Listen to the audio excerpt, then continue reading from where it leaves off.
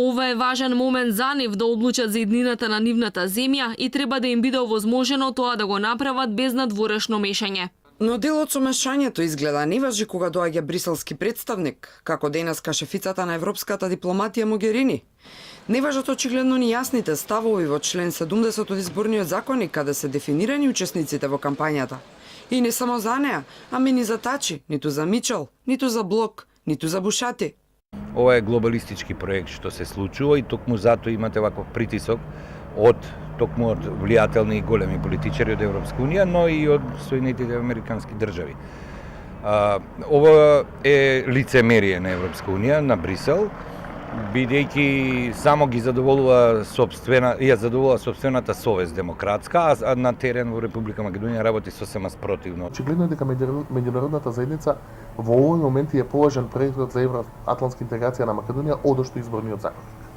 Мислам дека ти имаат заземено јасен став и дека таквиот условно речено притисок, како сакаме да го наречеме, нема да престане.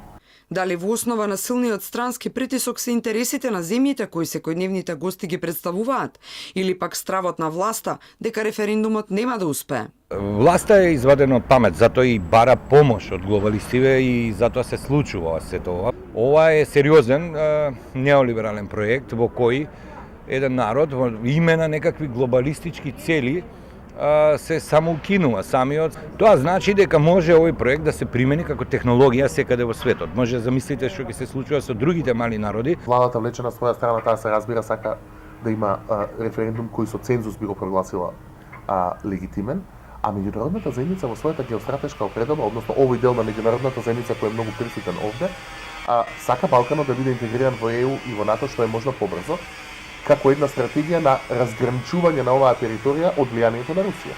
Како ќе се рефлектира притисокот врз граѓаните на 30-ти? Ова е класично подценување на македонецот и мислам дека они работат контрапродуктивно, сосема обратен ќе биде резултатот. Има дел од гласачите кои се веќе определени што ќе прават на референдумот и мислам дека е тоа голем број, имајќи предвид дека е тоа сепак голема варијабла во македонскиот политички дискурс.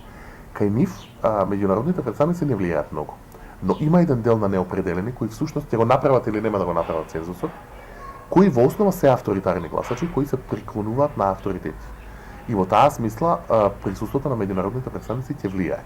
Референдумот како најдемократска алатка за израз на волјата на народот и законски неформално треба да се овозможи на чист терен, без интервенции и притисоци. Се спроведува во суверена држава и таа е одговорна за неговата организација, порача Брисел, ама декларативно.